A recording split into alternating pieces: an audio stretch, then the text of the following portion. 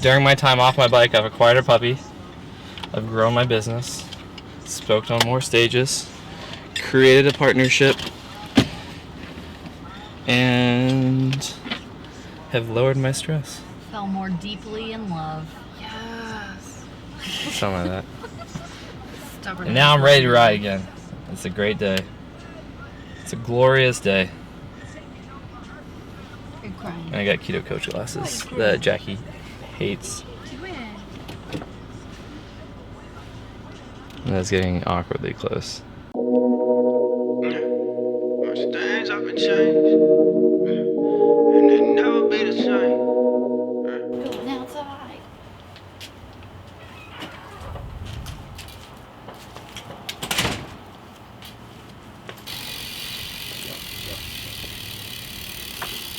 Remember, we didn't like that this morning.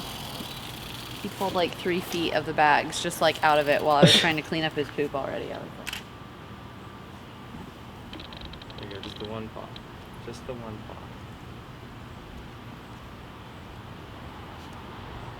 Chad. What is that? What is that?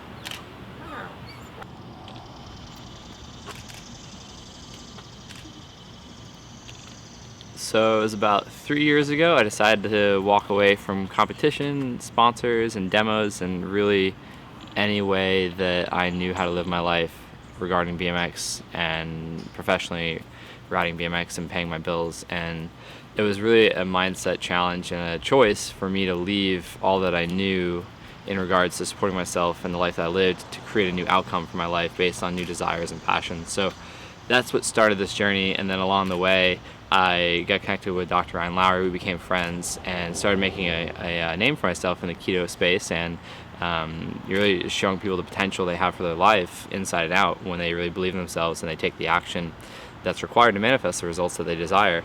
And along that way, Ryan and I decided to do some research with Dr. Daniel Amen at Amen Clinics regarding SPECT imaging and using SPECT imaging to look at our brains with and without exogenous ketones to really show people in real time how exogenous ketones impact the brain, how lifestyle choices impact the brain one way or another. And with doing so, I took a couple months off from riding, and then just recently decided that it was time to get back on my bike. That time off allowed me to relieve a lot of stress mentally and physically. My body's feeling great. It's the first time I've taken that long. It's actually the longest I've ever been off my bike since I started riding 17 years ago due to choice. The second longest was ACL reconstructive surgery, and this was just 2 weeks shy of that.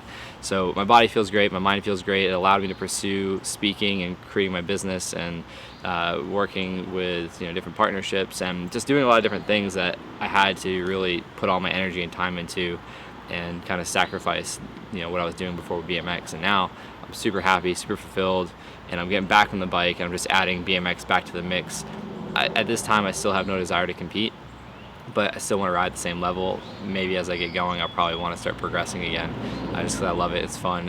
I like the filming aspect and adding it to all that I do, and really just trying to target the younger generation to really learn how they can take care of their brain and overall health and well-being. So everything's just aligned now, and I had to take some time off to make some things happen, and now it's all just coming together nicely, and just really enjoying the journey and wanted to share this with you guys. And really just, again, my mission is to show you guys all the potential that we all have for our lives based on what we put up here and what we put into the physical form.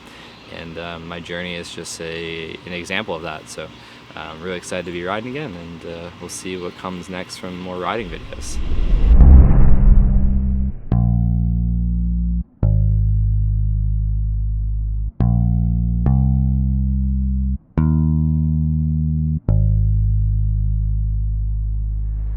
I'm just good at caring too much. I'm just good at caring too much.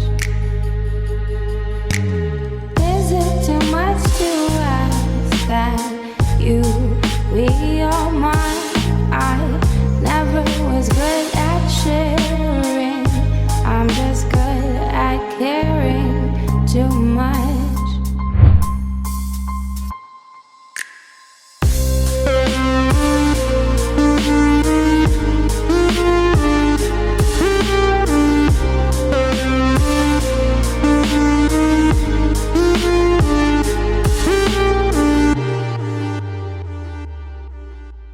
one back on the bike. Second longest time I've ever been off my bike since I started riding 17 years ago. This time it was my choice. So training and not having to recover from an injury or surgery felt amazing. Feel strong, feel good. It's just hot. North Carolina summer. And yeah, did all the stuff I wanted to, and then we'll just progress from here. I'm just good at caring too much. Is it too much to ask that you be all mine? I never was good at sharing. I'm just good at caring too much.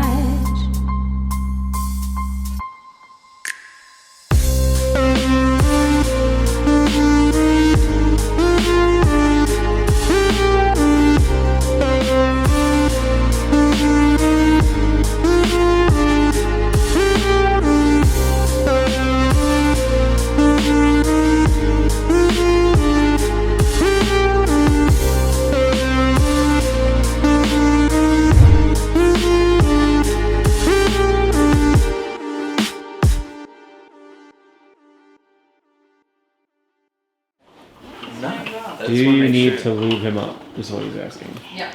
Lube. Ugh. Arms down or arms up? Wherever you're comfortable. So I can have my phone after while we're waiting.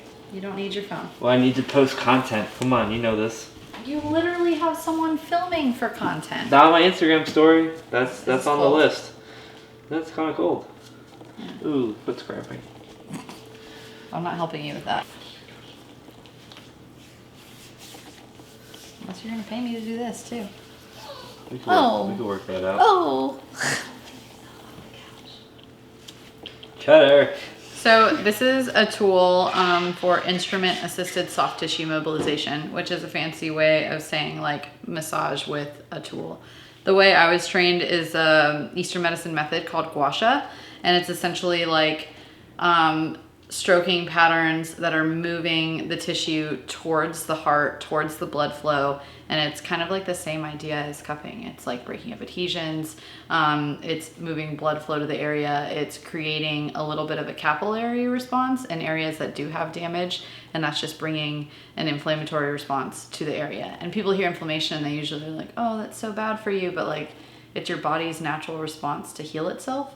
And sometimes if your body's healing process gets interrupted after like a really intense workout, when you get sore, if you like work out and maybe like pull a muscle or something and it creates trigger points and things like that, if that interruption happens and inflammation isn't able to do its job, then that's where that pain and that discomfort and things like that come from. And that's where things like this come in handy. Some other popular ones are like Graston. You might have heard that term before, but those tools are very expensive and their courses are overpriced. So Much things have been changed, and they never be the same. I watch everything grow. Hey, I'm an entrepreneur and veteran. Funny they never let him in, never gave him a letterman. I smirk at those I'm better than. Charisma's always relevant. My smile never leave me. Hypocritical perfectionist. I make this hard shit easy. I write these lines for blogs to quote. Confidently share my poems. Ask for feedback, not no more. I get the mix and send the stars. I get a feeling shit is big, and something bigger always come. I manifest my way to happy, but depression's where I'm from. I hit the pedal through the lights, work my angle in the fight. I could work this shift all night just to bring my dream to life. They can doubt me, that's okay, they just don't know what it's like. Some people never see the vision, and so they never click your sight. And that's alright, let it go. They overlook you till you grow. Steady talking like they know, so they get treated like a hoe. You dismissed, tryna son a fucking star. Moon your ass to light your face, and they still don't know who you are. I watched everything change, yeah, and it won't never be the same. And that's just how it go, yeah. So I can never take it slow. Said I can never take it slow. So cupping is an excellent way to supplement your recovery process. It separates tissue layers, so skin tissue, adipose tissue, your fascial tissue, and your muscular tissue, they do get stuck together and they form adhesions, and it creates restrictions in your range of motion. It creates some pain. It can lead to trigger points, both latent and active.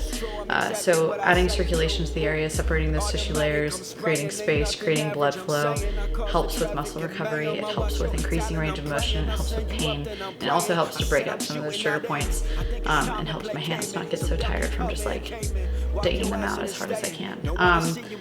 So with Josh returning to riding, we essentially want him to feel as good as possible on his bike.